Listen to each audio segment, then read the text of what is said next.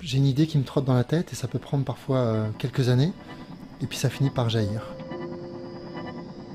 Ma grosse inspiration, ça a été le Japon, quoi. C'était vraiment la grosse claque. Effectivement, Tokyo, les néons dans tous les sens, hyper graphique, les couleurs. L'inspiration est multiple, quoi. Je vais dans la campagne, je vois la nature, ça peut me donner une idée, quoi. Et d'un seul coup, ça jaillit. En fait, c'est une bobine, un peu comme une bobine de fil, quoi. Je tire sur le fil et ça se déroule presque naturellement.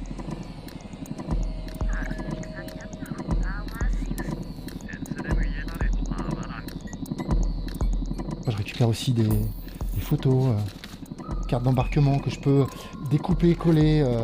Par exemple, il y a des idées, quoi, des débuts d'idées, on va dire des embryons. Après, je rescanne et je retravaille encore une fois. Quand je suis content de l'idée, quand ça me plaît, je laisse tel que. Quand je décide de partir sur un thème, après, effectivement, je récupère des choses que j'ai déjà posées, des crobards, des croquis, des mots, qui peuvent me servir. C'est un peu une boîte à idées. Et donc, je vais puiser dedans. En plus, je vais chercher sur le net des images, des photos. Et du coup, j'ai vraiment une multitude de points de vue.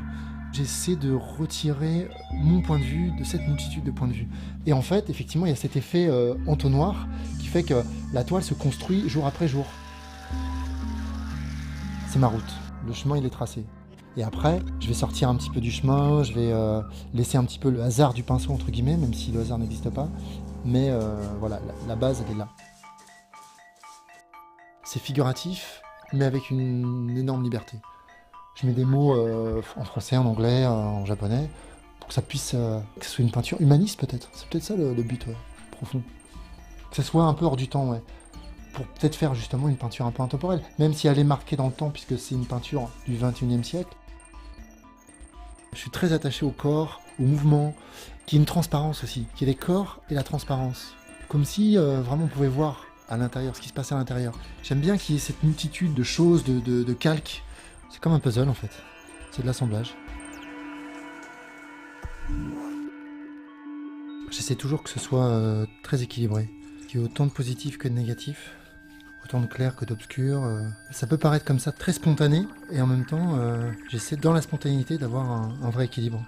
En fait, ce qui est très compliqué, c'est de pas trop en mettre, c'est de mettre la juste dose, c'est savoir s'arrêter à temps.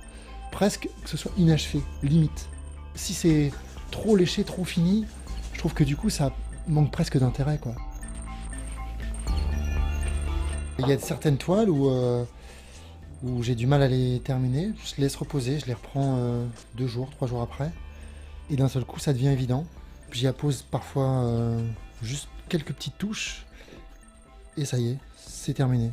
C'est terminé quand c'est équilibré en fait, quand je considère que c'est équilibré.